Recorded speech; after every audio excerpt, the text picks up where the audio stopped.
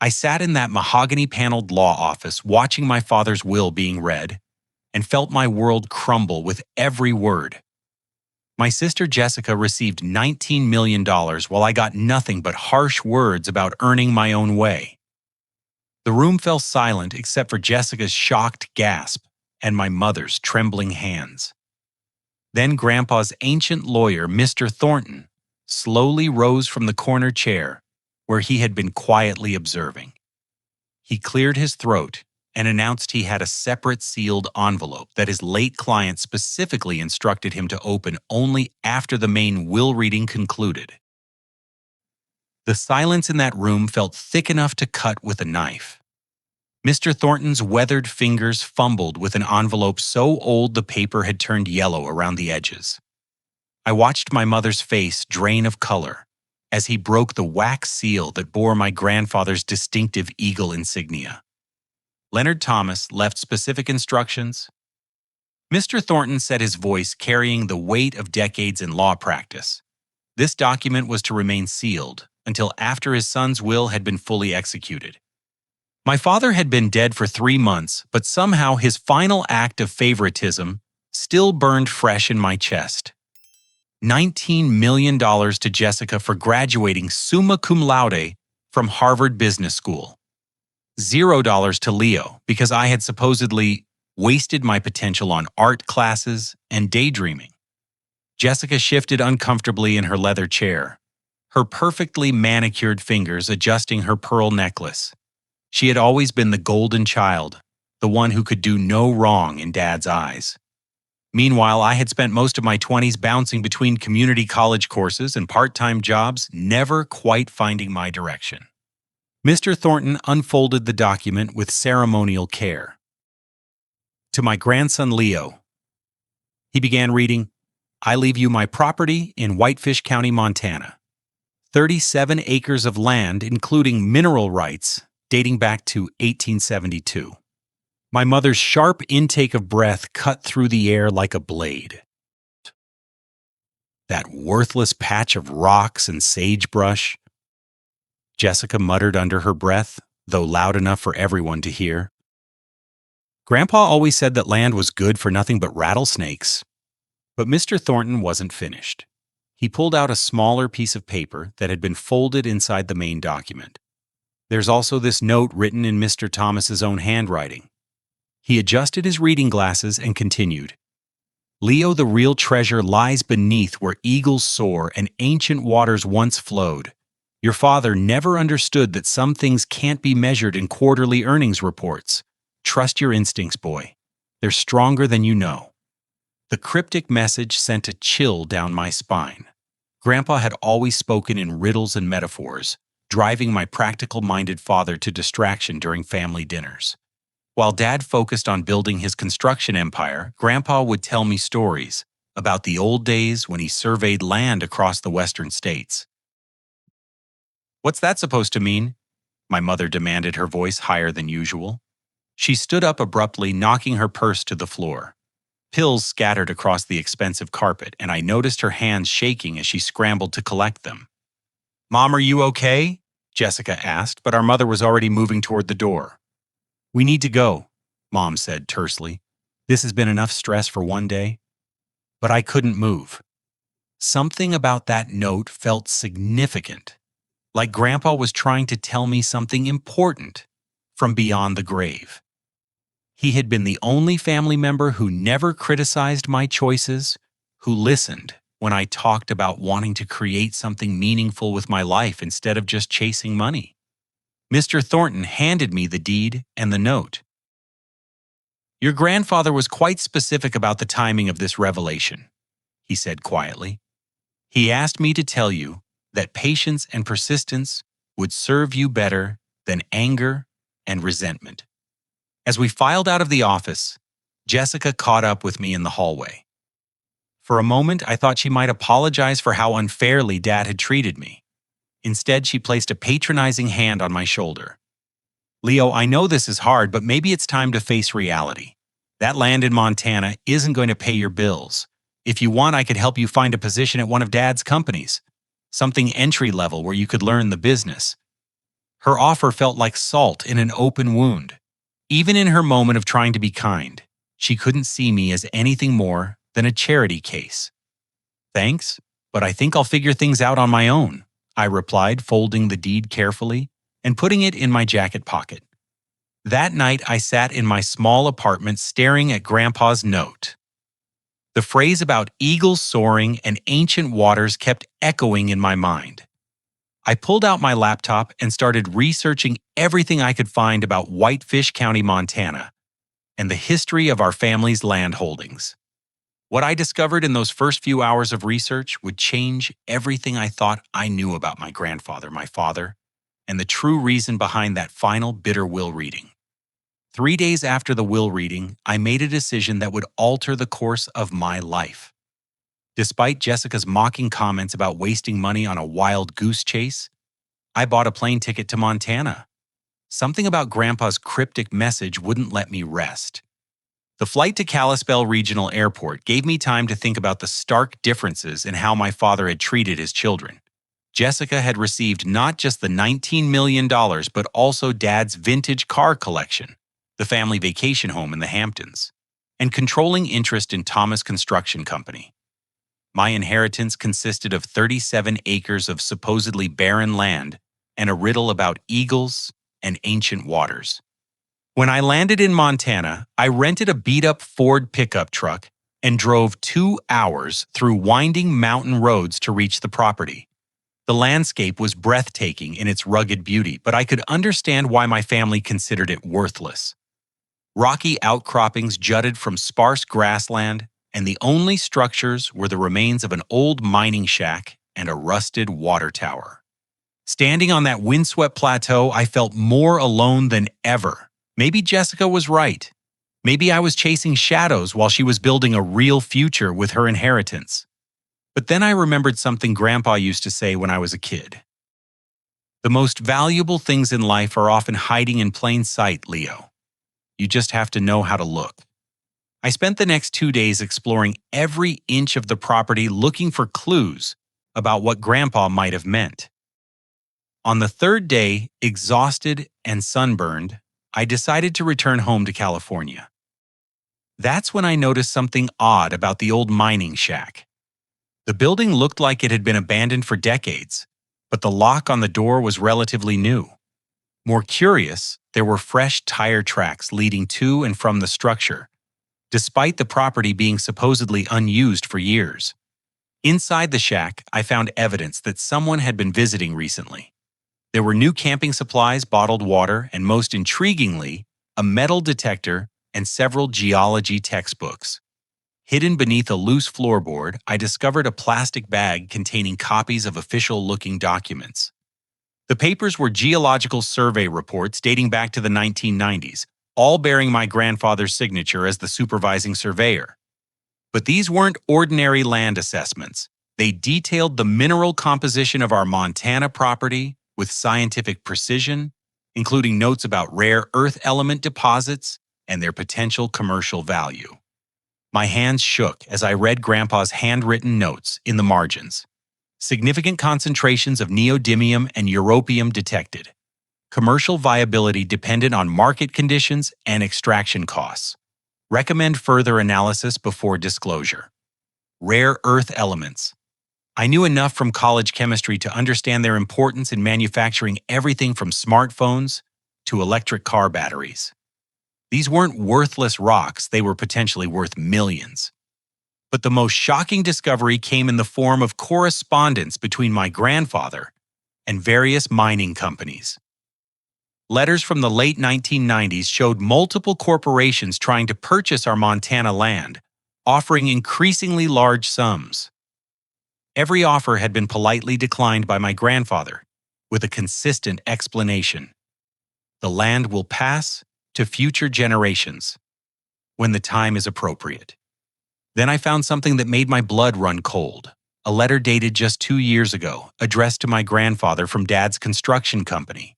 The letterhead bore the Thomas Construction logo, but the signature at the bottom belonged to my father himself. "Leonard, we've discussed this property numerous times over the years. I'm prepared to offer you $12 million for a complete transfer of the Montana holdings, including all mineral rights. This represents a significant premium over the assessed value. I trust you'll consider what's best for the family's financial security." Grandpa's response was handwritten in his distinctive script. "Robert, my answer remains the same as it has for 25 years. The land stays in the family, but not necessarily in your hands. Some lessons can only be learned through experience, not inheritance." I sat in that dusty mining shack as the pieces of a devastating puzzle began falling into place. My father had known about the mineral deposits all along. He had been pressuring Grandpa for years to sell the land, probably to one of his corporate partners. When Grandpa refused, Dad must have assumed he would eventually inherit the property anyway. Instead, Grandpa had given it directly to me, bypassing my father entirely. But why? And more importantly, did my father know about Grandpa's final decision? A terrible suspicion began forming in my mind as I thought back to the will reading and my mother's strange behavior. I spent that night in a motel in Whitefish, calling every geological survey company in Montana until I found one that had worked with my grandfather. Dr. Patricia Hayes had been fresh out of graduate school when she assisted with the initial mineral assessment in 1996. "Your grandfather was one of the most ethical geologists I ever worked with," she told me over the phone.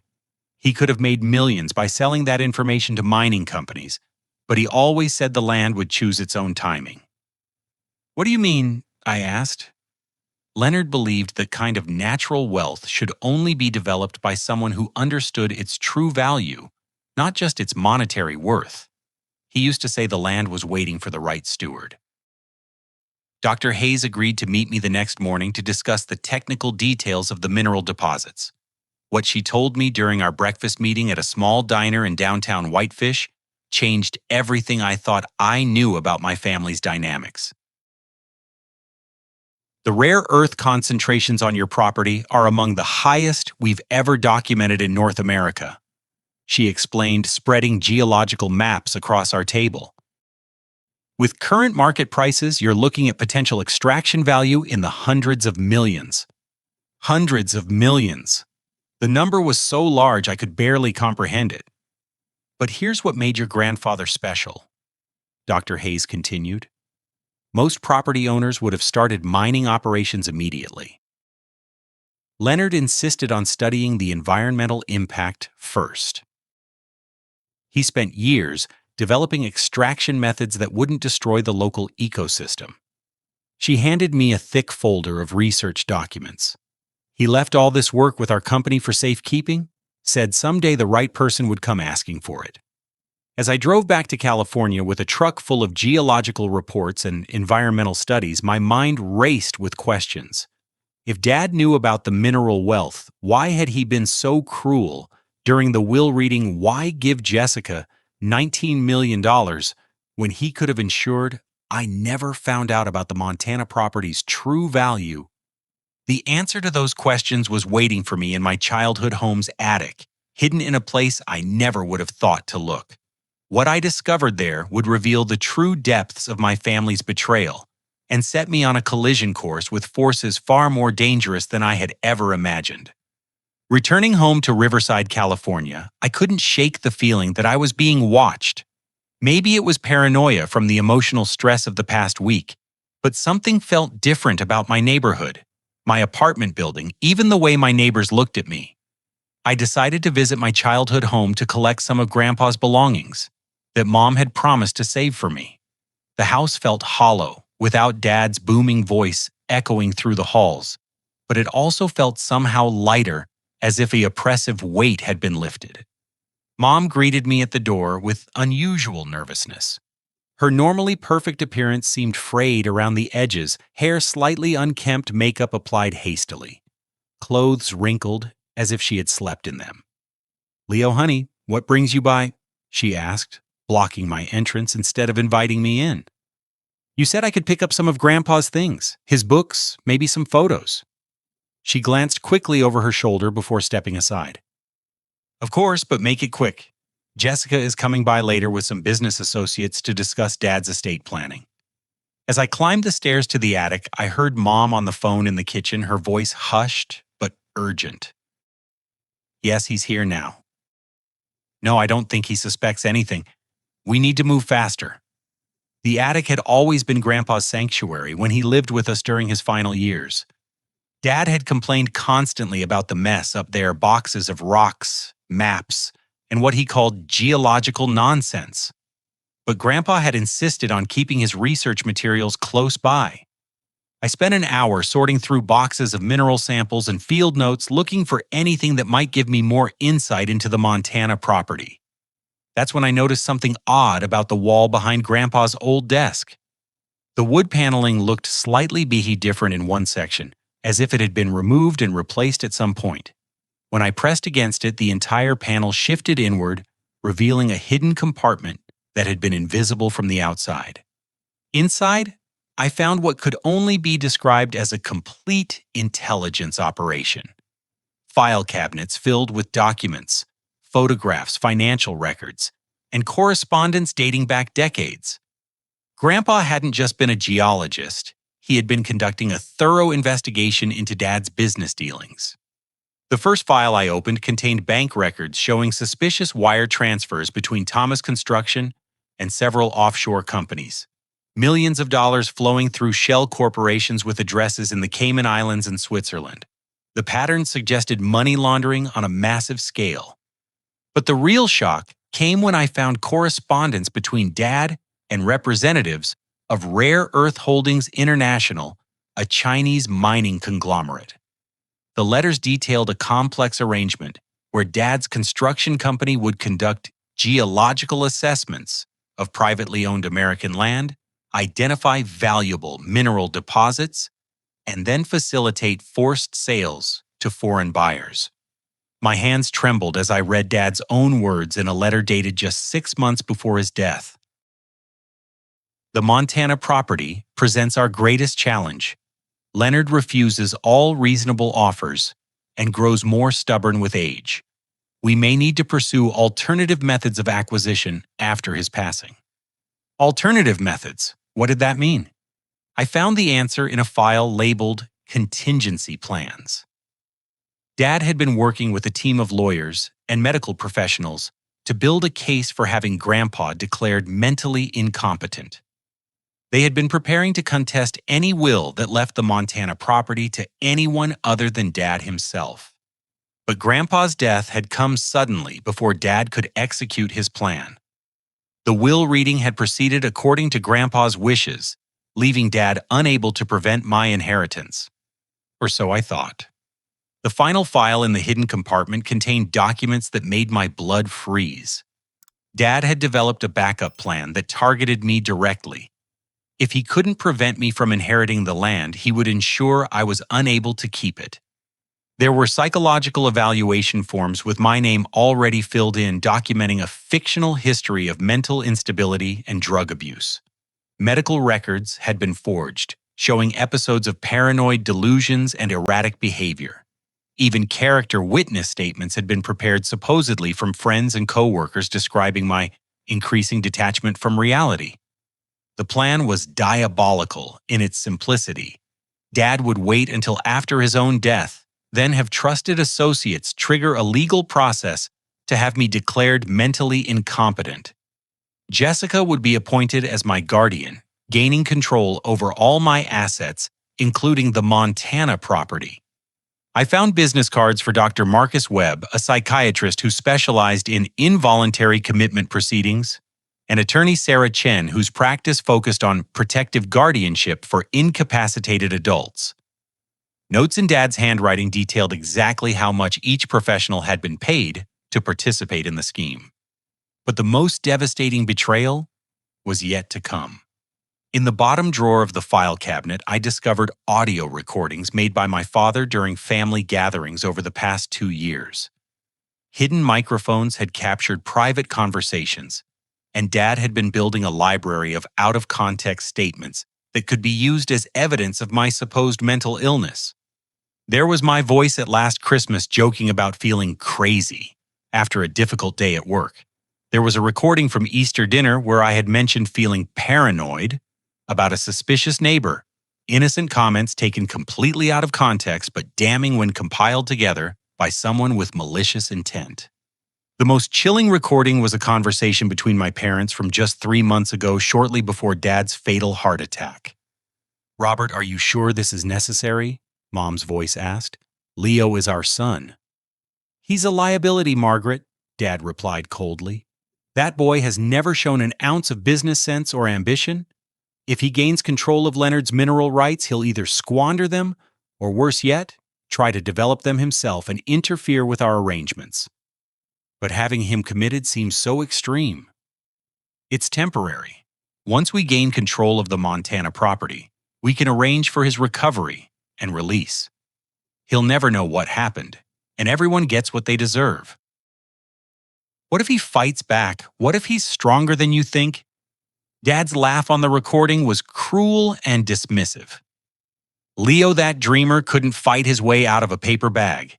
This will all be over in a few months, and then we can finally move forward with the mining contracts." I sat in that hidden room listening to my parents plan my destruction with the same casual tone they might use to discuss weekend dinner plans.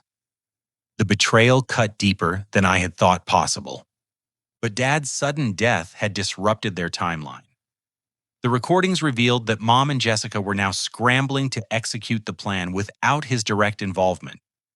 They had already made contact with Dr. Webb and Attorney Chen, arranging for the psychological evaluation that would begin my involuntary commitment process. According to the timeline I found in Dad's notes, I had perhaps a week before they would spring their trap. Jessica's visit to the house with business associates wasn't about estate planning. It was a strategy meeting to finalize my destruction. As I photographed every document and audio file using my phone, I heard voices downstairs. Jessica had arrived early, and she wasn't alone. Through the attic floorboards, I could hear at least 3 unfamiliar voices discussing legal procedures and medical protocols. "Wham. The subject shows classic signs of paranoid delusion," a man's voice was saying. "His recent trip to Montana and obsession with worthless land demonstrates a break from reality that justifies intervention." "How quickly can we proceed?"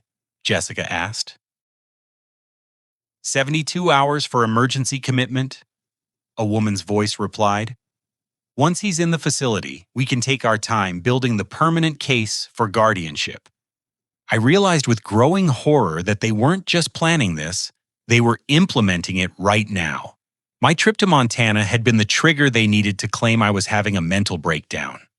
Moving as quietly as possible, I gathered the most damning evidence and prepared to leave through the attic window that accessed the roof. But as I reached for my phone to call for help, I realized something that sent ice through my veins. Who could I trust? Dad's influence in Riverside was extensive. How many doctors, lawyers, and even police officers were part of his network? How could I fight a conspiracy that had been years in the making? The answer came in the form of a business card I found paper-clipped to the final page of Grandpa's hidden files. Samuel Rodriguez, mining engineer, with a handwritten note. "If anything happens to me, Leo can trust this man completely. He knows the whole truth." As I heard footsteps on the stairs below, I realized my education in family betrayal was far from over. But perhaps finally I had found an ally in my fight for justice. I climbed out through the attic window onto the old oak tree that had been my childhood escape route, clutching the evidence that would either save me or destroy me. The voices downstairs were getting louder, more urgent. I heard Jessica calling my name, her tone sweet, but with an edge of panic. "Leo, are you still up there? We have some people who would like to meet you." Yeah, I bet they did. I made it to my car and drove directly to the address on Samuel Rodriguez's business card, which led me to a modest ranch house in the foothills east of Riverside. The man who answered the door was in his 70s, with calloused hands and eyes that seemed to see straight through me. "You're Leonard's grandson," he said, before I could introduce myself. It wasn't a question. "How did you look exactly like he did at your age. Come in, son. We have a lot to talk about."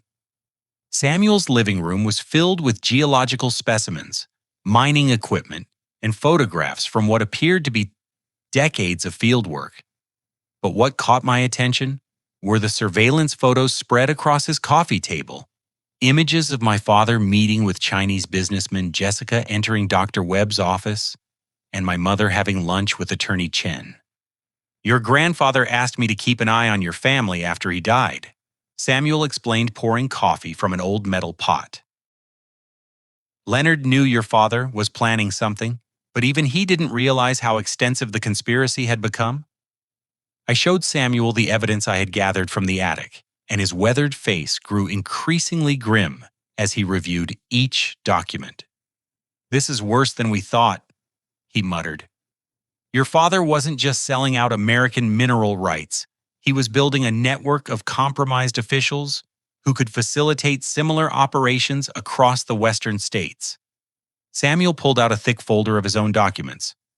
I've been investigating Rare Earth Holdings International for the past 3 years.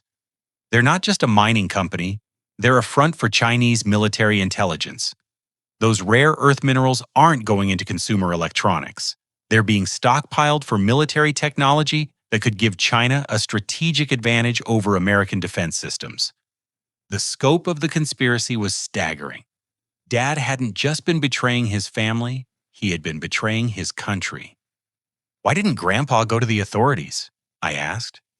Samuel's expression darkened. He tried. Filed reports with the FBI, contacted senators, even reached out to the Department of Defense. But your father had connections everywhere. Every investigation got buried or redirected. Leonard realized the only way to stop this was to make sure the Montana property never fell into the wrong hands. So he left it to me. He left it to you because you were the only family member who couldn't be bought or intimidated. Leonard believed you had the integrity to do the right thing even if it meant going to war with your own family. Samuel showed me surveillance footage from hidden cameras he had placed around my apartment building. For the past week, teams of people had been monitoring my movements, photographing my activities, and even going through my mail. My paranoid feelings had been completely justified. They're building a psychological profile to support their commitment case, Samuel explained. Every time you seem upset, confused, or act in any way that deviates from normal behavior, they document it as evidence of mental instability. But Samuel had been building a counter case. For months, he had been documenting the conspiracy against me, gathering evidence of the forged medical records, the paid-off professionals, and the illegal surveillance. We have enough evidence to expose the whole operation, he said. But we need to be strategic about how we release it. These people have too much money and influence to fight directly. Over the next several hours, Samuel outlined a plan that was both brilliant and terrifying.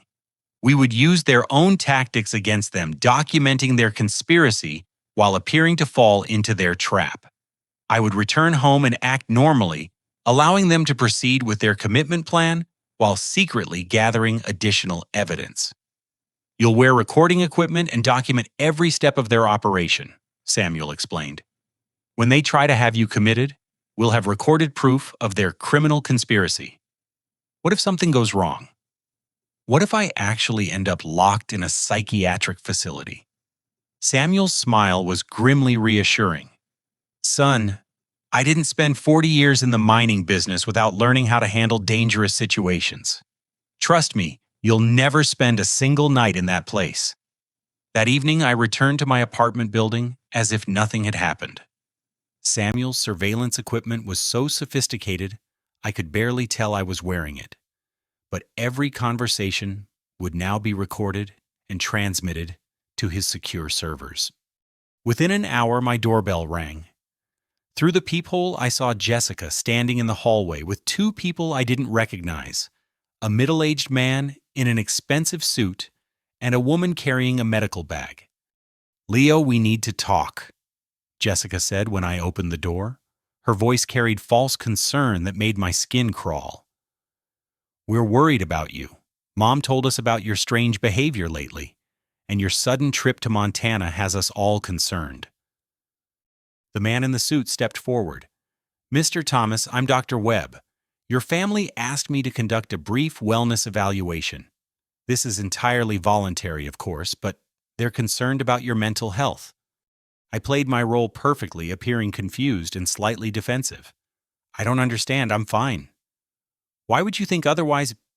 Leo, Jessica said gently, you inherited some worthless land and immediately flew across the country to visit it. You've been talking about strange messages and hidden treasures. Don't you think that sounds a little unusual? The woman with the medical bag introduced herself as a crisis intervention specialist. We're just here to talk, Mr. Thomas. Help us understand what you've been going through lately. For the next hour, I submitted to their questions, while Samuel's recording equipment captured every word.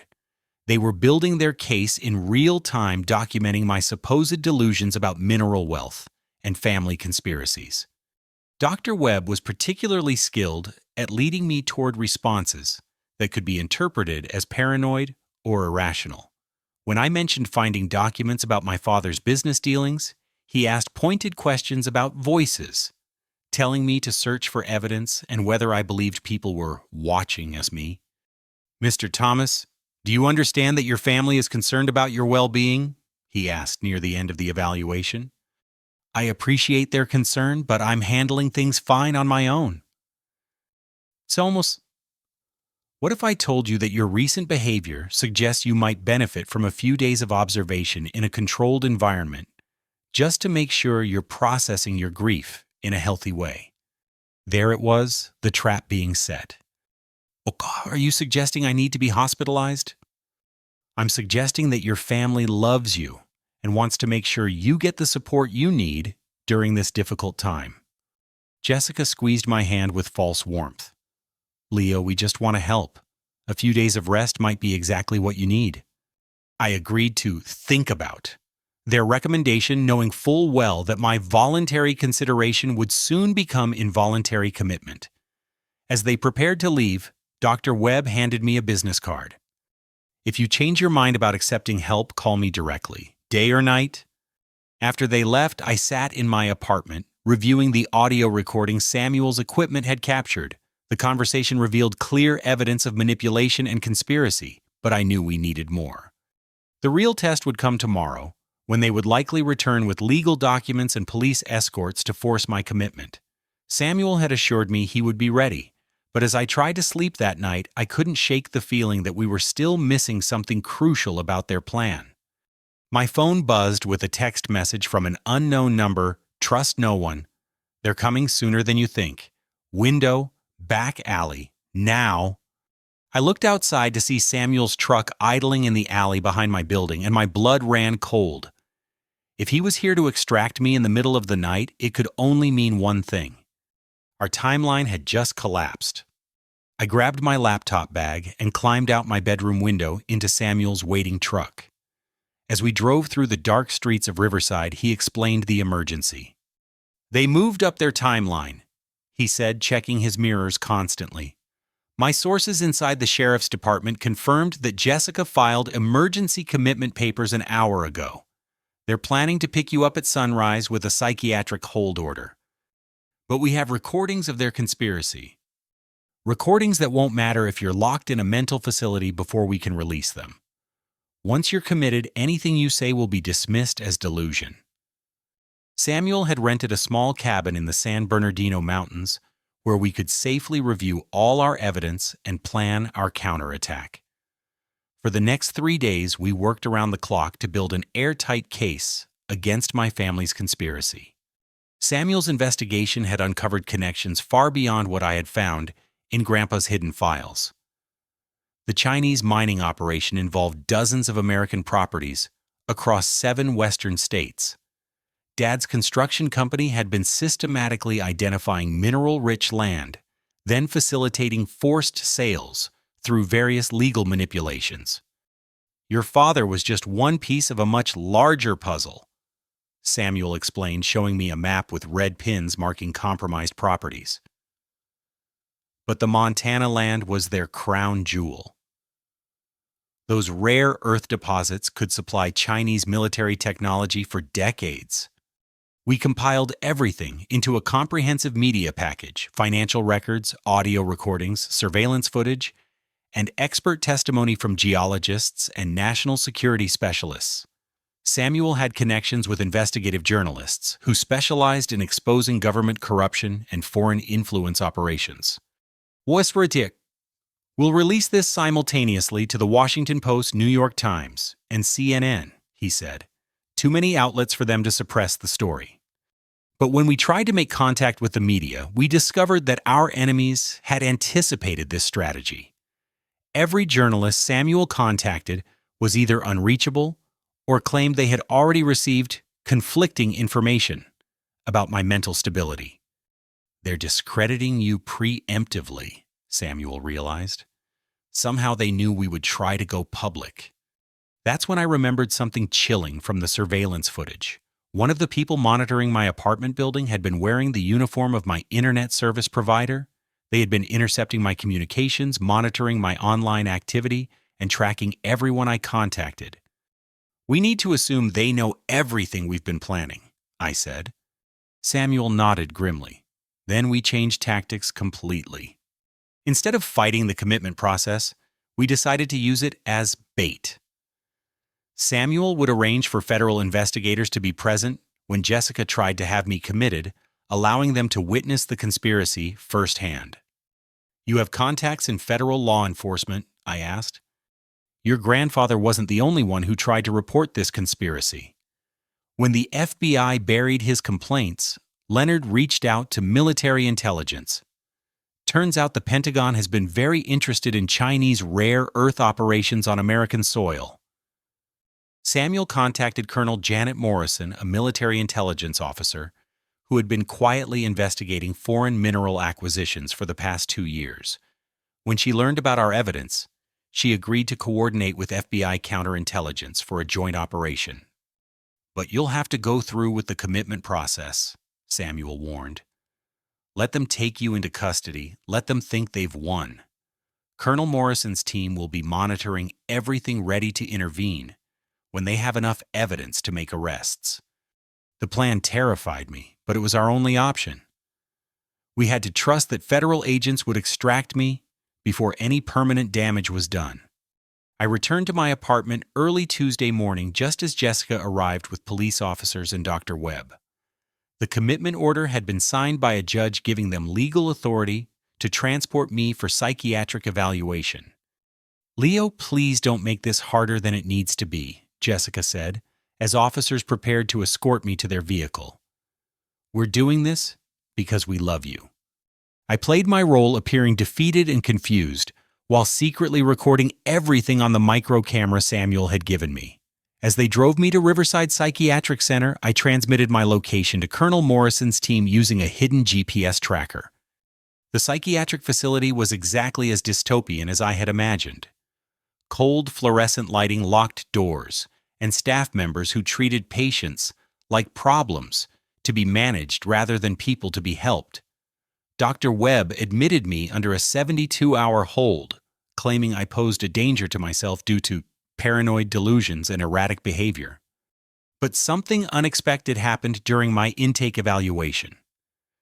The admitting psychiatrist, Dr. Lisa Chen, seemed unusually thorough in her questioning. She asked detailed questions about my family relationships, my father's business dealings, and my recent inheritance. Mr. Thomas, she said quietly, I want you to know that not everyone here is part of what's happening to you. I stared at her in shock. You know, I've been documenting irregularities in commitment cases involving wealthy families for the past year. Your case fits a pattern of forced guardianships designed to steal assets from targeted individuals. Dr. Chen was actually an undercover federal agent placed in the facility as part of Colonel Morrison's investigation. My commitment wasn't just bait for catching my family. It was the final piece of evidence needed to expose an entire network of corrupt medical and legal professionals. Over the next 48 hours, I remained in the psychiatric facility while federal agents gathered evidence from the outside. Jessica visited daily, each time bringing Dr. Webb and Attorney Chen to discuss long-term care options. and asset management during my incapacitation. Every conversation was recorded by Dr. Chen's surveillance equipment.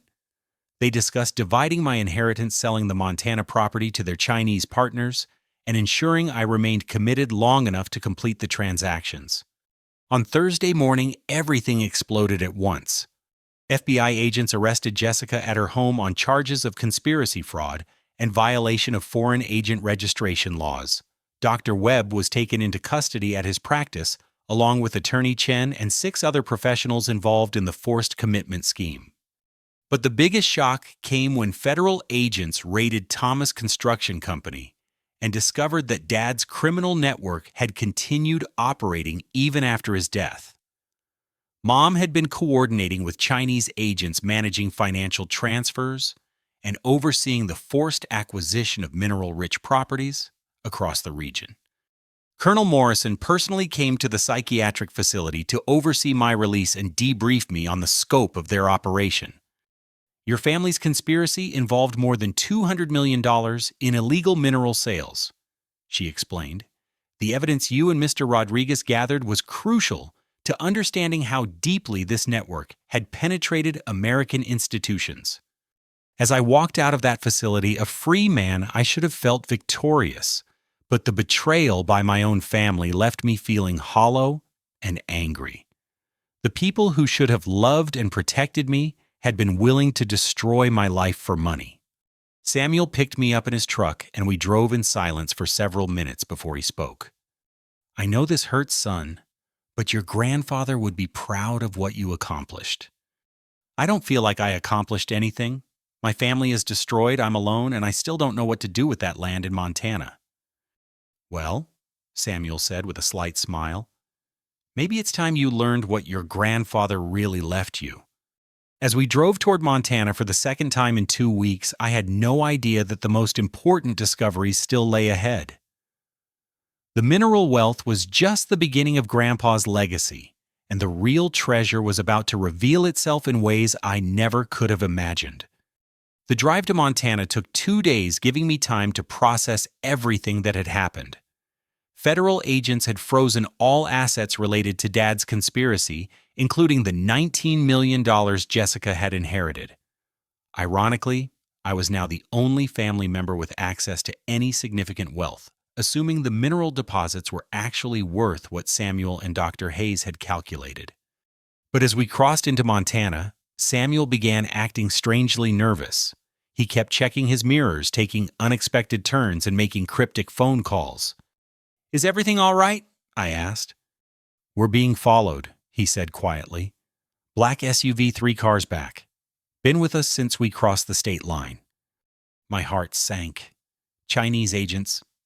Possibly. Or maybe some of your father's associates who didn't get arrested. Either way, they know we're heading for the property. Samuel pulled off the highway into a truck stop and made a quick phone call. Within minutes, a Montana Highway Patrol vehicle arrived. But instead of local officers, 2 federal agents got out and approached our truck. "Mr. Rodriguez, Mr. Thomas," one of them said, "Agent Davis, FBI. We've been monitoring communications suggesting there may be an attempt to prevent you from accessing your property." The black SUV had disappeared while we were talking to the agents, but Samuel remained on edge as we continued toward Whitefish County. "Leo, there's something your grandfather never told you about the Montana property," Samuel said as we got closer to our destination. "Something even I didn't know until yesterday." He handed me a thick envelope that Agent Davis had given him at the truck stop. Inside were copies of documents recovered from my father's office during the FBI raid. The papers revealed that Dad's conspiracy had been even more extensive than we realized. He hadn't just been planning to steal my inheritance, he had been planning to eliminate me entirely. Notes in his handwriting discussed permanent solutions and untraceable accidents that would ensure I could never interfere with the mining operations. "Your father was preparing to have you killed," Samuel said bluntly. "The commitment plan was just a backup in case they couldn't make your death look accidental." I felt physically sick. My own father had been planning my murder. But the most shocking revelation was still to come. Among the documents was a copy of a letter my grandfather had sent to the FBI just weeks before his death, detailing not just Dad's criminal activities, but also providing the location of additional evidence hidden on the Montana property. "Your grandfather knew he was running out of time," Samuel explained. "He hid everything we would need to prove the conspiracy in a place where only the right person could find it." As we reached the familiar rocky plateau where my inheritance waited, Samuel led me to a spot I had never noticed during my previous visit. Behind the old water tower, barely visible among the rocks, was what looked like a natural cave entrance, where eagles soar and ancient waters once flowed. Samuel quoted, "Your grandfather was talking about this place." Inside the cave, carved into the rock wall, was a message in Grandpa's handwriting, "For Leo. The truth lies deeper than surface wealth." Following his directions, we found a hidden chamber that contained the most sophisticated evidence collection I had ever seen. Video equipment, audio recording devices, financial documents, and dozens of hours of surveillance footage documenting Dad's criminal activities. But the centerpiece was a video recording Grandpa had made just days before his death, addressed directly to me. "Leo, if you're watching this, it means I'm gone, and your father has probably tried to steal your inheritance," Grandpa said from the screen. "But I want you to know that the mineral wealth was never the real treasure I left you." He gestured to boxes of documents surrounding him in the cave. "The real treasure is the truth. Your father has been betraying this country for years, selling American resources to foreign enemies and destroying families in the process. I've spent the last 5 years of my life documenting his crimes, waiting for the right moment to expose him." Grandpa's expression became intensely serious. "But I realized that justice can't be achieved through revenge or anger. It requires someone with the integrity to use power responsibly. That's why I chose you, Leo. Not because you're perfect, but because you're the only one in our family who still knows the difference between right and wrong." The video explained everything. Grandpa had known about Dad's criminal network for years, but he also knew that simply exposing it wouldn't prevent other similar operations from taking its place. Instead, he had developed a comprehensive plan to not just stop the conspiracy, but to create something positive from its ashes. "The Montana property contains enough rare earth minerals to make you one of the wealthiest men in America," Grandpa continued. "But wealth without purpose is just greed. I'm trusting you to develop those resources in a way that strengthens America while helping families like ours heal from the damage greed has caused." The final documents in the cave outlined Grandpa's vision for sustainable mineral extraction that would provide jobs for Montana communities while ensuring environmental protection. He had spent years developing extraction methods that would minimize ecological damage while maximizing social benefit. But he had also prepared for the possibility that powerful enemies would try to steal or destroy his work. Hidden throughout the cave were backup copies of all evidence, along with instructions for contacting allies in government, media, and academia who could help ensure his legacy survived. As Samuel and I reviewed everything Grandpa had left behind, I felt overwhelmed by the responsibility. This wasn't just about claiming an inheritance, it was about carrying on a mission to protect American interests from foreign exploitation while building something meaningful for future generations. That night, camping in the cave while federal agents secured the perimeter, I made the most important decision of my life. I would honor Grandpa's vision, but I would also expand it beyond what he had imagined. The rare earth minerals would fund a foundation dedicated to helping families torn apart by greed and corruption. The Montana property would become a model for ethical resource development.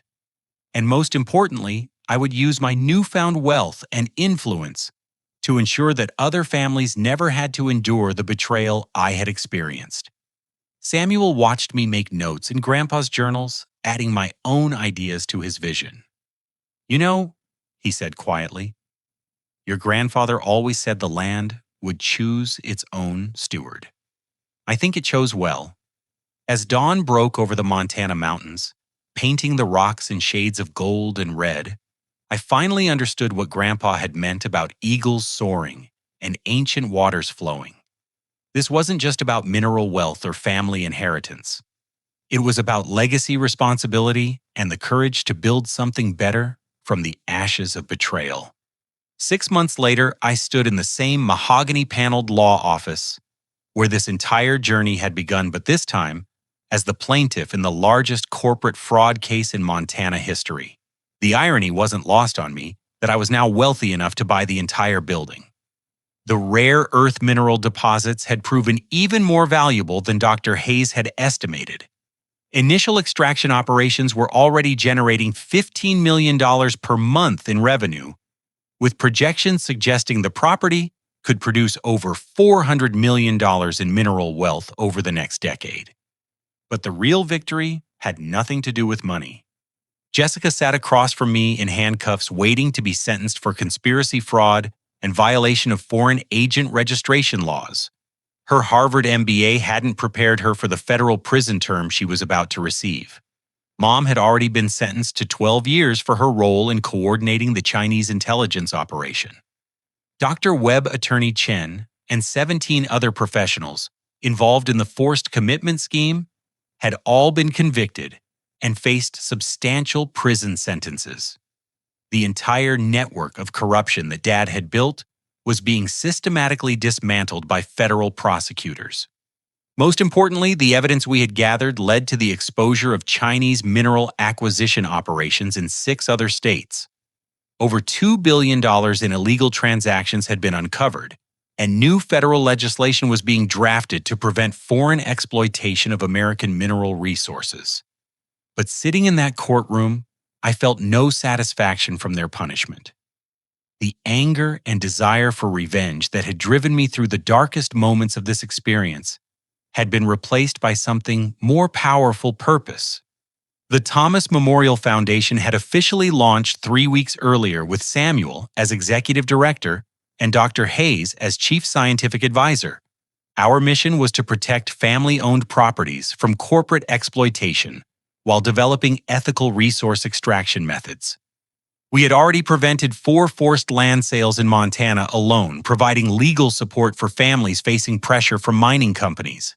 The Foundation's environmental division was pioneering extraction techniques that actually improved local ecosystems instead of destroying them. The Montana property itself had become a model for sustainable development. We employed over 200 local residents in mining operations that used renewable energy and left minimal environmental impact. The nearby town of Whitefish was experiencing an economic renaissance with new schools, medical facilities, and infrastructure funded by foundation grants.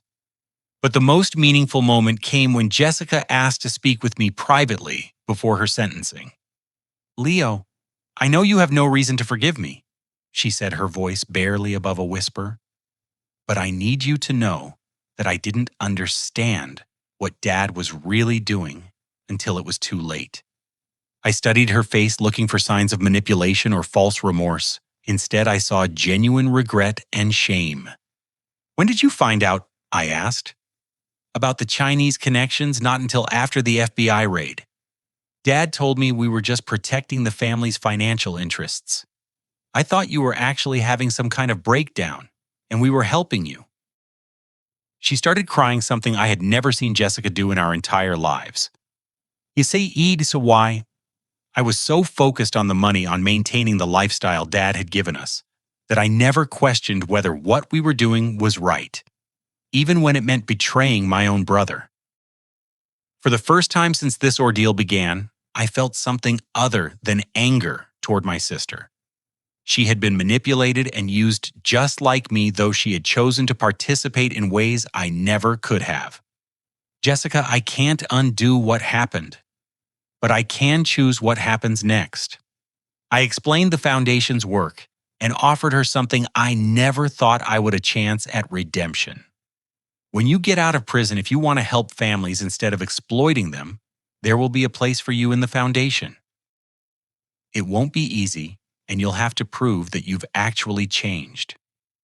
But everyone deserves a chance to make things right. Her shock was complete. You would trust me after everything I did? I would give you the opportunity to earn that trust. Grandpa believed people could change if they were willing to do the work. I guess I inherited that belief along with everything else. 3 months later, Samuel and I stood on the Montana Plateau where this journey had begun, watching the sunrise paint the mountains in brilliant colors. The mineral extraction operations hummed quietly in the distance, designed to blend with the natural landscape rather than dominate it. "Your grandfather would be proud," Samuel said, as he did every morning when we visited the site. I think he'd be surprised too. I don't think even he imagined things would work out this well. Samuel chuckled. "Oh, he knew exactly what kind of man you were, Leo. Why do you think he chose you?" I thought about that question as we walked through the memorial garden we had planted around the cave where Grandpa's evidence had been hidden. Each tree represented a family that had been helped by the foundation, and new plantings were added every month. The real treasure hadn't been the mineral wealth or even the satisfaction of exposing the conspiracy.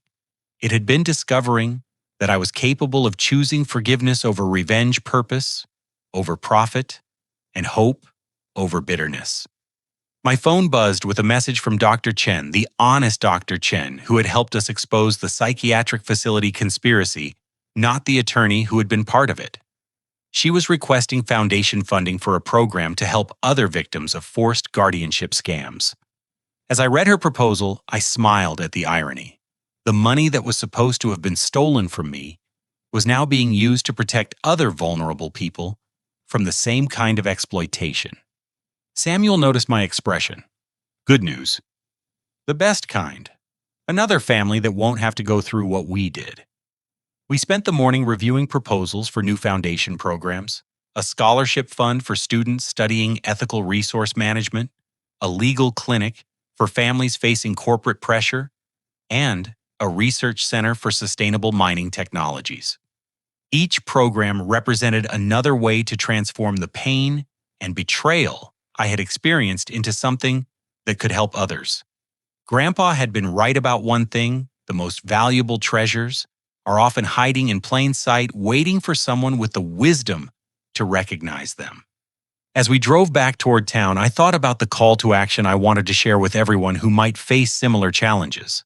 The foundation's work was expanding rapidly, but we needed more people willing to stand up against corruption and greed. Samuel, what would you say to someone whose family is trying to exploit them? Someone who feels powerless against people with more money and influence? He was quiet for a moment, considering. "I'd tell them what your grandfather told me many years ago: integrity is the only wealth that can't be stolen from you. Everything else is just temporary."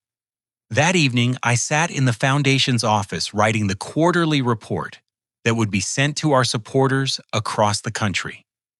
As I described our successes and outlined future plans, I realized this story needed to reach beyond our immediate community. There were probably thousands of people dealing with family betrayal, corporate exploitation, or corrupt institutions. They needed to know that it was possible to fight back and win, not just for themselves, but for others facing similar challenges. So let me ask you something. Have you ever faced a situation where family members or trusted institutions tried to take advantage of you? Have you seen greed and corruption triumph over honesty and integrity in your own life or community? If you have, I want you to know that you're not alone and you're not powerless. The foundation is always looking for people willing to share their stories and help us develop new ways to protect vulnerable families. Please take a moment to like this video if it resonated with you, subscribe to stay updated on our work, and share your own experiences in the comments below. Your stories help us understand where the greatest needs exist and how we can most effectively help.